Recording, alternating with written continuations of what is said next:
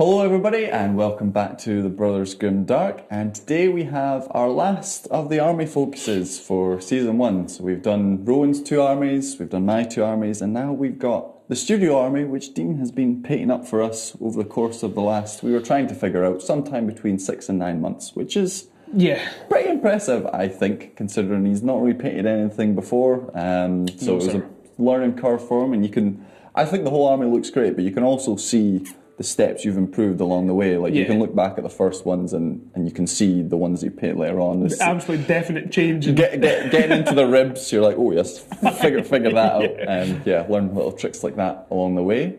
So we're just going to run through what Dean's done, where the army sits now, maybe kind of where it's going to go in the future, what we might add and who will be adding it down the line. But we'll start off with the first things you painted, which I think the first character to enter the fray was the Royal Warden. The Royal Warden. The Royal Warden. Yeah. Yes. With his Conduit of Stars. There's been a few games where you've ran that relic and it's been pretty successful. I guess it's pretty meaty, and the Mefret specific relic, it adds a bit extra punch to that weapon. And last game you played, if you've not watched it yet, when Dean faced off against Rowan's Night Lords, just took out Rowan's Chaos Sorcerer in one round of shooting. Just went, there he is.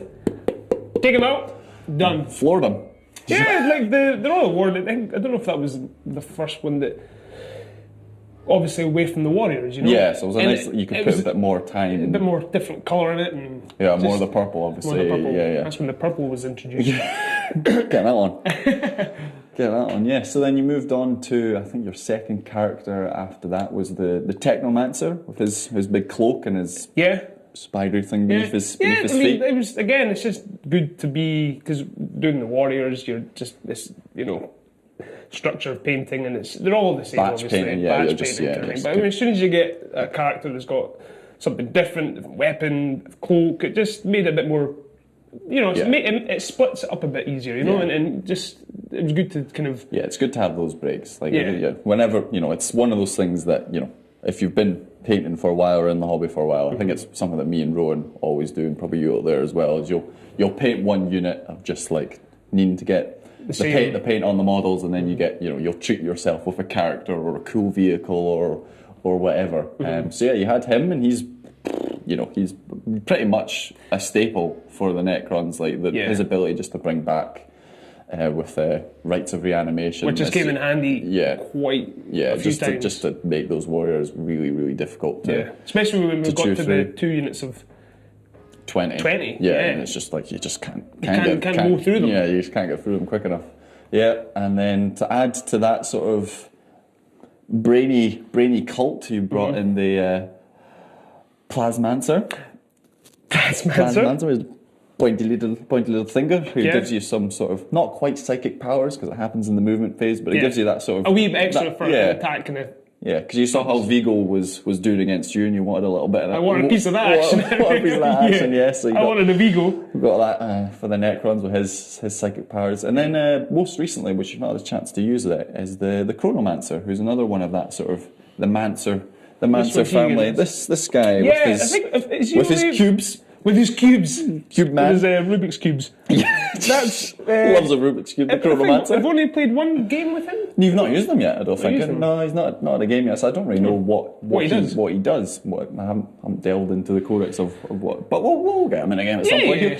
He'll be used. I liked him though, because again, just his... I like the kind of technical things. So tentacle legs. I don't know, just the... Yeah, just simple. Again, it's something different. Like he just looks very different to the other Mancers as well. Like he's got this big rack above his head with all the cubes and just his a nice model as well. Yeah, no, he looks. I like that, and it's looks cool. Something a bit different, a bit mad.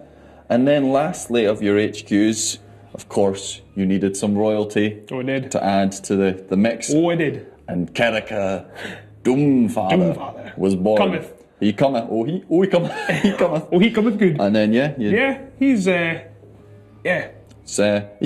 his this tacky and arrow. Yeah, which usually doesn't do a lot in game, and I think he's had a couple of combats in game where he's not really done. I think he killed off a few Space Wolves actually in the last game of the season. He did well there. And I think when I first played him, it's almost like because it's a one-shot thing. Yeah. I didn't want to You blow it. saved it up. You said save it right to the end. Yeah, And and then you shot it at blasted it. my wolf and dread that with the shield and just Done that. off into the distance.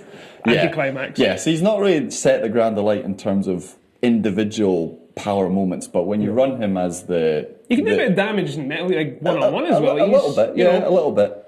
But it's more just like his force multiplying ability, like the ability to stick My Will Be Done on 2 units when you're running him as a hell of a handy thing. As a hand of the fair on, yeah, really, really powerful. Yeah, it just makes those warriors. I mean, you can't get through them, and then the damage output that they can kick out for a troops choice, you're like, yeah, they're very, very good. So, yeah, usually the way me and Rowan run armies is we go as cheap as possible on the troops. We just sort of fill in as minimal as we can. But with the Necrons, it's almost the other way around. It's like they're really one of the keys we found. They're just very, very difficult. They're a scoring unit. You can't shift them, and they pack a punch. So, and because of the various Necron tricks, you've got abilities to fall back and still be able to shoot with them. Like, very, very good unit. Going through the more games playing, then you do realise like what works better. What you need. Yeah. It's not just like the base stat lines like that. When you're first learning, that's kind of what you're focusing on. You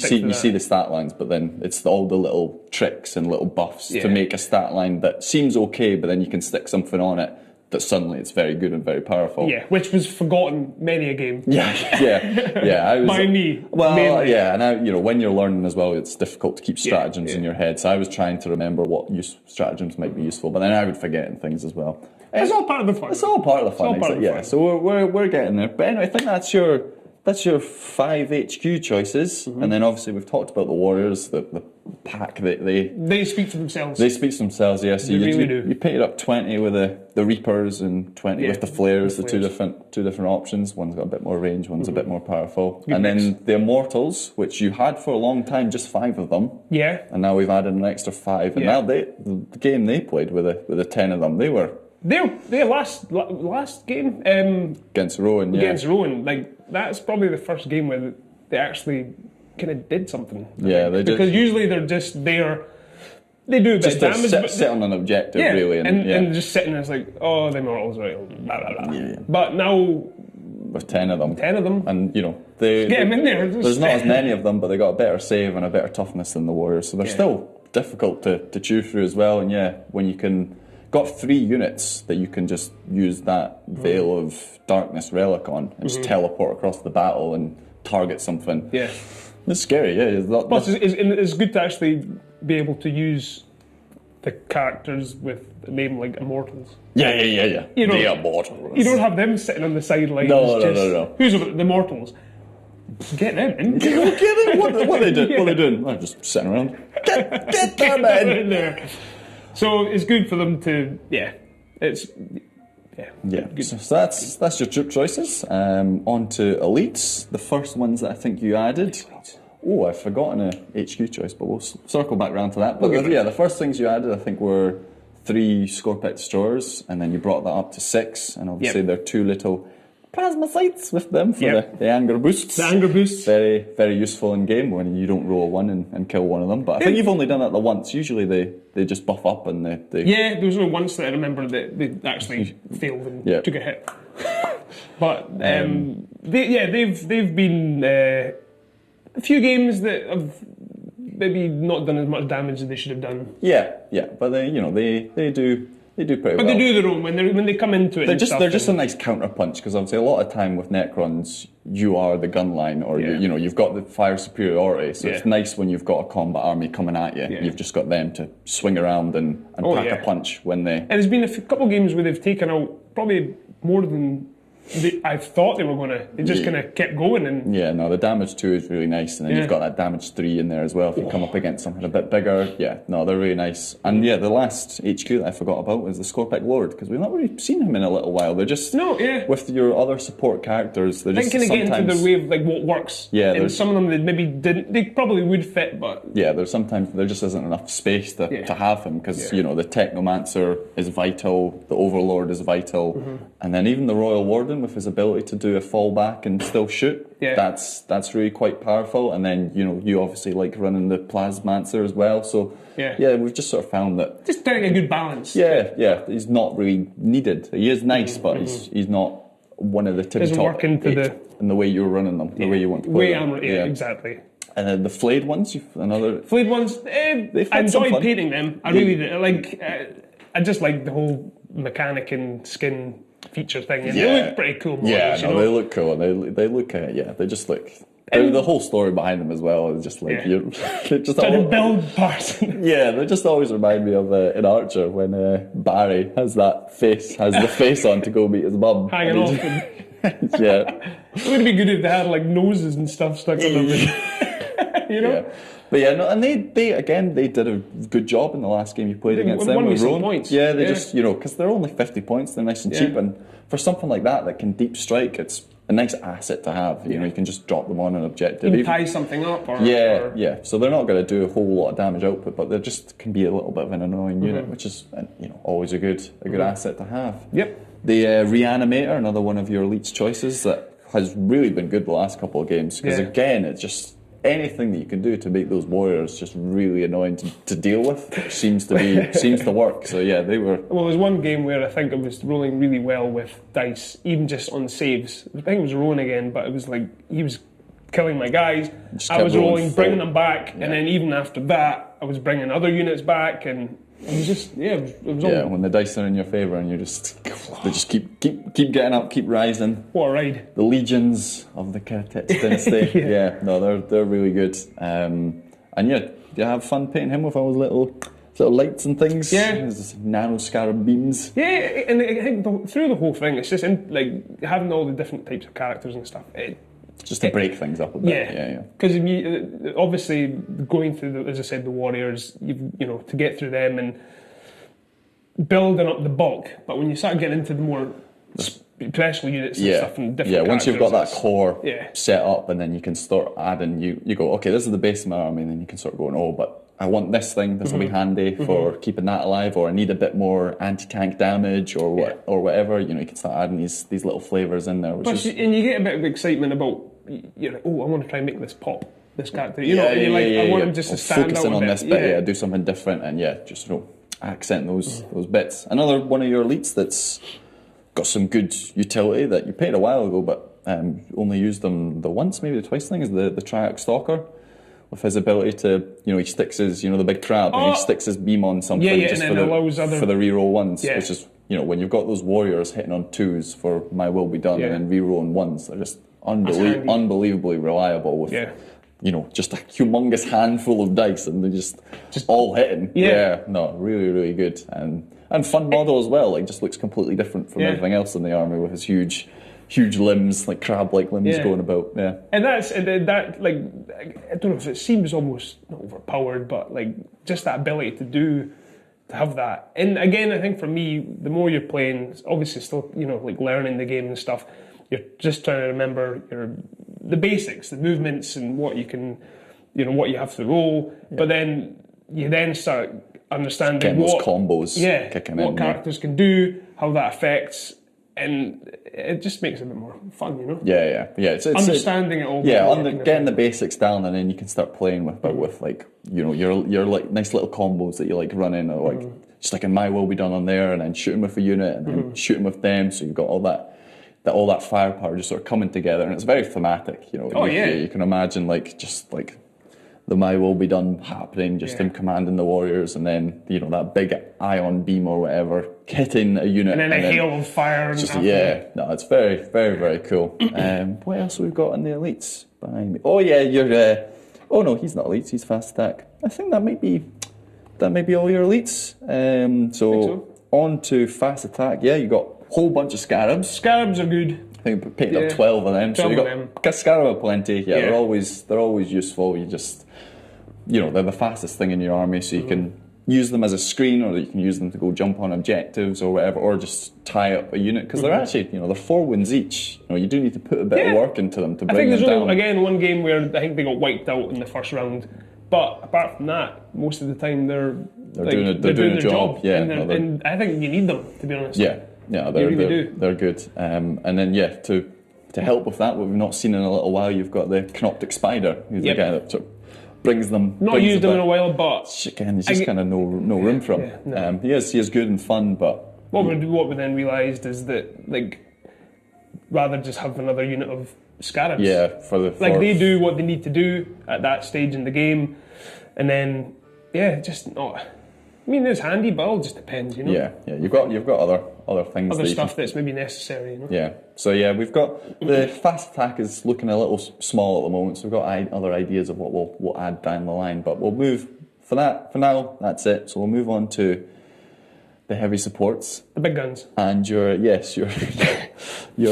favourite. Don't say it. Yeah, the Doomstalkers. The Doomstalkers. Which we absolutely love the models for. It's it's just very, very much. The idea of it. War of the Worlds, it just looks, that's obviously where they've got their inspiration from. It's got the huge, back-breaking gun on it, so, it's just enormous, and it just looks very cool. Yeah, it looks like it can do the damage, and he did once. Yeah, in theory, it can do the damage, but when you're just, forced to hit, and, and then wounding on, because it's only strength 10 when you're going against a vehicle, you're probably only wounded on 3s, D6 shots, and then even if you do get the damage through, it's D6, it's a lot of dice rolls have to go your way.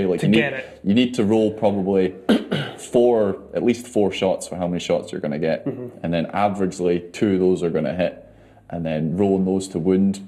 Maybe one of those doesn't wound, so you get 1 through. If you're going up against something that's got an invuln save, they might just block it then. If they don't, and then it's D6 damage and you might roll a 1. It's just a lot of stuff needs to go well for it. I think that's the whole that kind of kept me supporting them and wanting them is just that big dream. The 6 and then and then just having that moment, but never, not as reliable. Yeah, not as reliable. So to counter that, you've painted up a new unit of destroyers, but rather than the Scorpex this time, it's the Locust Heavy Destroyers, which you've not used yet, but their gun seems to be the business. So if you've got 3 of them, it's just 1 shot each, so it's 3 shots. I think it's strength 9. They hit on 3s rather than 4s, which is already a bonus, and they've got a built-in, they're always angry, so they always re-roll in their 1s, so already more reliable. I think they're AP -4. So, it's enough. That's a lot of minus AP. And then once that damage gets through, rather than it being a D6, it's 3D3. So even if you roll 3 1s, it's still 3 damage. Yeah. But averagely, it's going to be 6 damage that you're getting through. Yeah. And at most, it could be 9. It's just...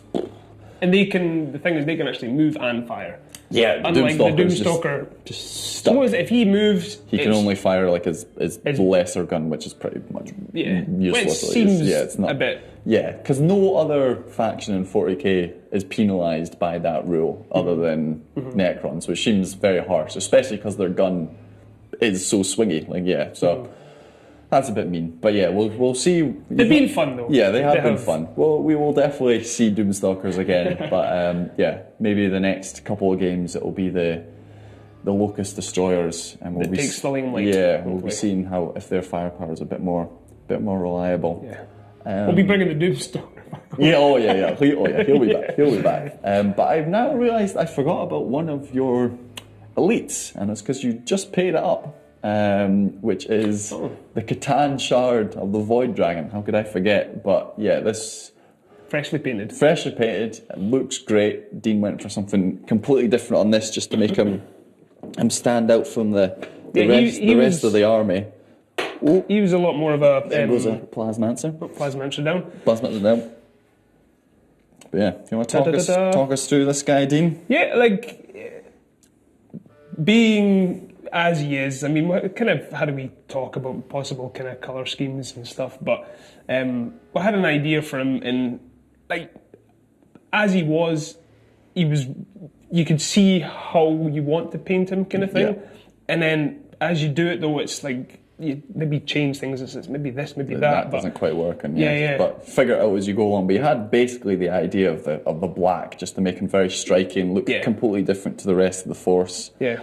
You've got the gold in there with the wings to tie him in, because that looks like Necron technology, whereas the Catan is something different. So you want him to look... Wanted to look in that, he's still part of that kind of mechanic. Yeah. but also his entity is different. So it's like kind of put them both together, kind of like a hybrid version. And the crackling, like the green around all the sort of bits where his body's still forming, just looks great. As you know, that was probably the most fiddliest. Oh yeah, it's a delicate model that we threw Dean in on the deep end on the deep end with, because all that lightning and stuff. He's very fragile, but you made it through. Yes, he's some minor incidents, but he survived and he's looking good and he's ready for the tabletop. So we're using so that'd be good to play with him. Yeah, not on that yet, but we'll see how he does on the channel. So that's where the Necrons stand now, and up to this point, it's really been Dean's journey into the hobby, and what he's done in that time is, I think, amazing. Like, I get a wee little lump in my throat just thinking about it. But going forward, the units we had going forward will be more of a team effort. So me and Rowan will start chipping in with things here and there if there's units we want to add, and that'll free Dean up to focus on his own army, which he's going to be working on very soon, which will be exciting.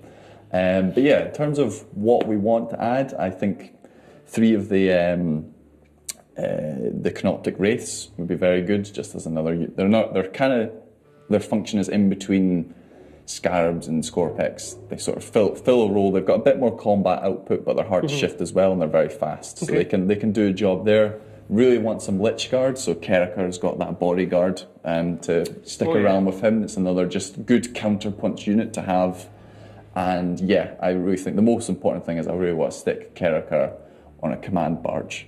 Give him a command barge. So it just makes him a bit more tough, gives him better shooting output, and his base gets bigger, so his auras can go further. It just, So we'll get one of those painted up for the Necrons, but it's just sort of adding little bits here and there. There's nothing really desperately that we need. I think it's already a bigger army than my Space Wolves. So, Dean's just done an amazing job to get them to this stage, and looking forward to what happens next. And I'll maybe be having my own go at running them at some point in the future, because and maybe Rowan too, because we'll be the studio army. We'll all take turns at running them, because Dean will be focusing on his own stuff, as we say. It'll be interesting to see, obviously you guys playing it and see how you feel. Like, different things, there might be different styles that we want to run when we do them. So it'll be fun. And we'll figure out what we want to add. But anyway, if there's anything for the Necrons you'd like to see us add, do let us know. If you want us to add like a Doomsday Arc or Obelisk or whatever the things are, let us know. But for now, that's where they're sitting. I think they're a very good looking army. So well done to Dean for his work so far. And we'll catch you again soon on the Brothers Grimdark.